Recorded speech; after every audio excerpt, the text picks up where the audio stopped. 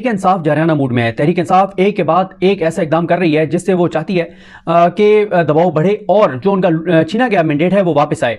आज एक बड़ी शहर इक़्तिदार में डेवलपमेंट हुई है और ये हुई है कि शौकत बसरा साहब जो तहरीक इंसाफ के जनूबी पंजाब के बहुत अहम रहनुमा हैं, जिनको ज़ियाउल हक साहब के बेटे एजाजुल हक साहब को जितवा कर और उनको हराया गया है फॉर्म 45 के मुताबिक।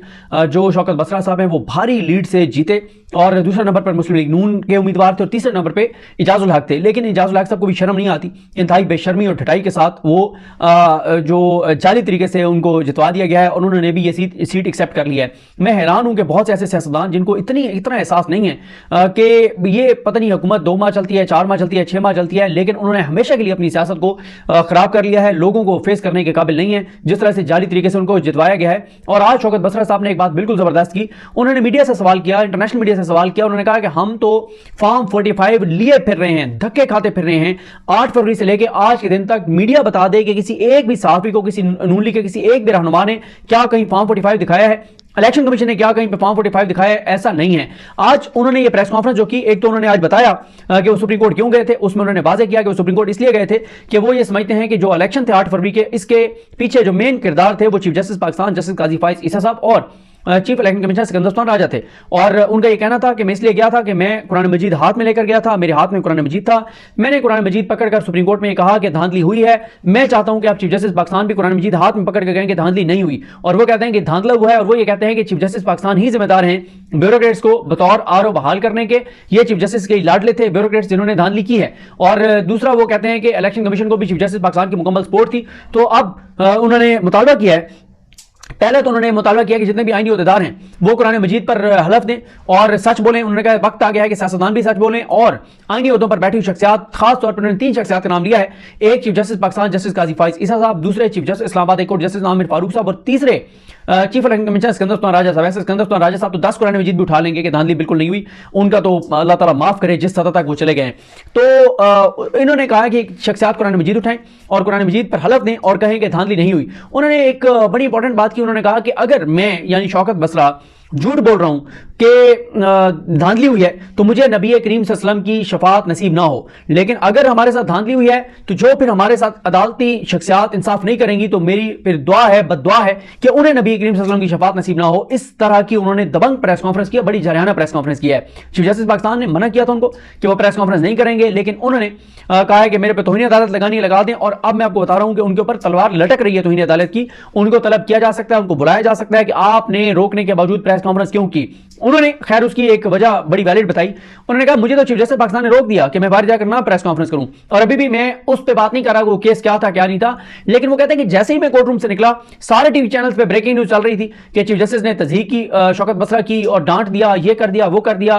तो उन्होंने कहा कि मेरे पास अब चारा नहीं है कि मैं बताऊं कि मैं क्या क्यों था। और उन्होंने कहा कि हम तज़हीक और तौहीन अपनी करवाने नहीं जाते, हम अवामी आप नुमाइंदे हैं, हमें अवाम ने वोट दिया है, लेकिन सुप्रीम कोर्ट जिम्मेदार है बल्ला छीनने की, सुप्रीम कोर्ट जिम्मेदार है लेवल प्लेइंग फील्ड ना देने की, सुप्रीम कोर्ट जिम्मेदार है और उसको बहाल करने की। फिर उन्होंने एक बहुत अहम मुतालबा किया है और उन्होंने कहा है कि जितने भी पीटीआई के रहनुमा जो फॉर्म 45 पे जीते हुए लेकिन उनको हरा दिया गया है, वो आरओ ऑफिस की सीसीटीवी फुटेजेस लेने के लिए दरखास्त दें और आरओ ऑफिस को कहें कि हमें 8 और 9 फरवरी की सीसीटीवी फुटेज दें, क्योंकि सीसीटीवी फुटेज अगर आ जाएगी तो पता चल जाएगा कि 8 और 9 फरवरी को कौन अंदर जा रहा था, कौन बाहर आ रहा था। और ये कहा शौकत बसरा साहब ने कि दूध का दूध पानी का पानी हो जाएगा, क्योंकि वो कहते हैं कि नून लीग के लोग अंदर थे और कोई अंदर था नहीं, उनको धांधली से जितवाया गया है और कुछ लोगों को ले जाकर ठप्पे लगाए गए हैं, वोट चेंज किए गए हैं और प्रिजाइडिंग ऑफिसर्स के अंदर जाने से पहले रिजल्ट तैयार करके अनाउंस कर दिया गया है। तो शौकत बसरा साहब कहते हैं कि तमाम वो लोग पीटीआई के जिनको फॉर्म 45 पे वो जीते हुए फॉर्म 47 पे हरा दिया गया है, वो आरओ ऑफिस को एप्लीकेशन दें और कहें कि हमें सीसीटीवी फुटेज चाहिए 8 और 9 फरवरी की। अब तक अवेलेबल होगी,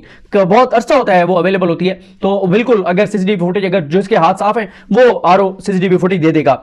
उन्होंने साथ ही ये कहा है कि ऐलान किया है कि जितने भी आरोप मुलविस हैं धांधली में उन सब के खिलाफ एफआईआर कटवाई जाएंगी और जहां पे एफआईआर नहीं होगी तो वहां पर 22A में जाएंगे। और वैसे मैं आपको यहां पर एक खबर भी दे दूं कि इमरान खान साहब ने यह फैसला किया है, क्योंकि इस फैसले पे भी मैं आता हूं बाद में कि या चलें मैं उसको आगे जब रेलिवेंट जगह आती फिर आपको बताता हूं। ये जो पंजाब वाला मामला है ना, इस पे इमरान खान साहब ने एक बड़ा पंजाब और कराची के हवाले से इमरान खान ने एक बड़ा फैसला किया, उस पर बाद में आते हैं। तो ये एफआईआर वाला हो गया। और फिर उन्होंने एक सवाल किया इलेक्शन कमीशन से कि आपके अपने कानून में लिखा हुआ है कि आपने 14 दिन के अंदर अंदर फॉर्म 45 जो है वो अपलोड करने हैं, वेबसाइट पर जारी कर रहे हैं। आज 14 रोज से ज्यादा हो गए हैं, आपने अभी तक फॉर्म 45 क्यों नहीं जारी किए? तो ये भी शौकत बसरा साहब ने जो है वो इलेक्शन कमीशन से सवाल किया है। उन्होंने एक बहुत इंपॉर्टेंट बात इलेक्शन कमीशन से पूछी है कि ये बताएं कि आपने एक इलेक्शन मैनेजमेंट सिस्टम बनाया था, करोड़ों रुपए लगा के एक सॉफ्टवेयर तैयार किया था, आपने कहा था कि उसके जरिए रिजल्ट आएंगे, तो आप ये हमें जवाब दें कि ईएमएस के जरिए कितने रिजल्ट आपके पास आए। दूसरी बात यह है कि अगर चीफ इलेक्शन कमिश्नर साहब जो कह रहे हैं कि क्योंकि मोबाइल सर्विस बंद थी इसलिए उसके जरिए रिजल्ट नहीं आया, तो ये तो सिकंदर राजा साहब का अपना बयान मौजूद है ऑन रिकॉर्ड के इंटरनेट का कोई ताल्लुक नहीं है ईएमएस के साथ। तो ये इसका मतलब है कि इलेक्शन कमिश्नर साहब ने झूठ बोला था, और इसका मतलब यह है कि ये मोबाइल सर्विस बंद करने का ये मकसद था कि मैनुअली आए रिजल्ट जो है वो इसके जरिए ना आए, डिजिटलाइज ना हो और सॉफ्टवेयर के जरिए ना आए, तो ताकि मैनुअली आए और उनको चेंज किया जा सके। ये एक उन्होंने बहुत इंपॉर्टेंट बात पूछी है। उन्होंने कहा कि लोगों ने हमें अमानत दी थी वोट, और लोगों ने कहा था कि हमारी अमानत तुमने इमरान खान तक पहुंचानी है, तो लोगों की अमानत में जो खयानत हुई है इसको हम आराम से नहीं जाने देंगे, और हम जो है वो किसी भी नतीजे के लिए तैयार हैं, लेकिन अब हम पीछे नहीं हटेंगे। फिर उसके बाद उन्होंने कहा है कि जो कुछ ये हुआ इलेक्शन में इसके जिम्मेदार दो लोग हैं, एक chief justice Pakistan justice Qazi Faez Isa साहब और दूसरे सिकंदर सुल्तान राजा साहब। और उसके बाद उन्होंने कहा है कि मैं वहां पे चीफ जस्टिस पाकिस्तान को असिस्ट करने गया था, उनको बताने गया था कि क्या कुछ धांधली हुई है, लेकिन चीफ जस्टिस पाकिस्तान ने मेरी ना सिर्फ ये कि बात नहीं सुनी, बल्कि मुझे संगीन नतायज की चीफ जस्टिस पाकिस्तान ने धमकियां दी हैं। उसके बाद उन्होंने कहा कि चीफ जस्टिस पाकिस्तान सो मोटो क्यों नहीं लेते। उन्होंने कहा इससे बड़ा सो मोटो किस बात पर वो लेंगे कि पूरे पाकिस्तान के 25 करोड़ लोग जो हैं उनका मैंडेट चोरी हुआ है, और उनका मैंडेट चोरी किया गया है, और उन्होंने किया है जिनको सुप्रीम कोर्ट ने बहाल किया था इन्होंने आरओज को। तो उन्होंने कहा कि चीफ जस्टिस पाकिस्तान को इस पर सो मोटो लेना चाहिए, और उन्होंने फुल कोर्ट बनाने का मुतालबा किया है, लेकिन उन्होंने कहा कि उस फुल कोर्ट में chief justice Pakistan justice Qazi Faez Isa साहब को नहीं बैठना चाहिए, क्योंकि काजी फाइज ईसा साहब पर इल्जाम है कि वो धांधली में खुद मुलविस थे। और उन्होंने कहा कि मैं क्योंकि हल्के के अवाम को जवाब दूं कि उनके वोट का मैंने क्या किया, तो इसलिए मैं तो पीछे नहीं हटूंगा। उन्होंने कहा कि ये जो हलफ ले रहे हैं कौमी असम्बली में और सूबाई असम्बली में जो हारे हुए हैं, ये कुरानी आयात ऊपर लिखी हुई हैं, उनके नीचे हलफ ले रहे हैं, तो कुरानी आयात की जो है वो बेदबी कर रहे हैं कि कुरानी आयात के नीचे खड़े होकर झूठा हलफ उठा रहे हैं कि हम अवाम के मैंडेट से जीते हैं। और उन्होंने कहा कि मेरे पास हम वीडियोज हैं, चीफ जस्टिस पाकिस्तान मुझे बुलाएं, मुझे सुने, मैं वीडियो से साबित करूंगा, मैं सबूतों से साबित करूंगा। मेरा चैलेंज है कि चीफ जस्टिस पाकिस्तान लाइव दिखाएं, पूरे इंटरनेशनल मीडिया को बुला लें, पूरे पाकिस्तानी मीडिया को बुला लें, मैं पूरी दुनिया को दिखाऊंगा कि धांधली हुई है, और यह मैं साबित करूंगा। अगर उन्होंने कहा मैं साबित ना कर सकूं तो मुझे फांसी लगा दें, लेकिन अगर मैं साबित कर लिया तो फिर हमारा लूटा गया चोरी शुदा मैंडेट जो है वापस किया जाए। उन्होंने कहा कि अगर मरना हमारा मुकद्दर है तो फिर हम लड़कर मरेंगे, डर कर नहीं मरेंगे। जुमला उनका बहुत ज्यादा सोशल मीडिया पर चल रहा है कि अगर मरना हमारा मुकद्दर है तो फिर हम लड़कर मरेंगे, डर कर नहीं मरेंगे। और उन्होंने कहा कि मुझे अभी भी नहीं पता कि मैं जो प्रेस कॉन्फ्रेंस कर रहा हूं मेरे साथ बाहर निकल कर क्या होगा, लेकिन उन्होंने कहा कि मैं पीछे नहीं हट सकता।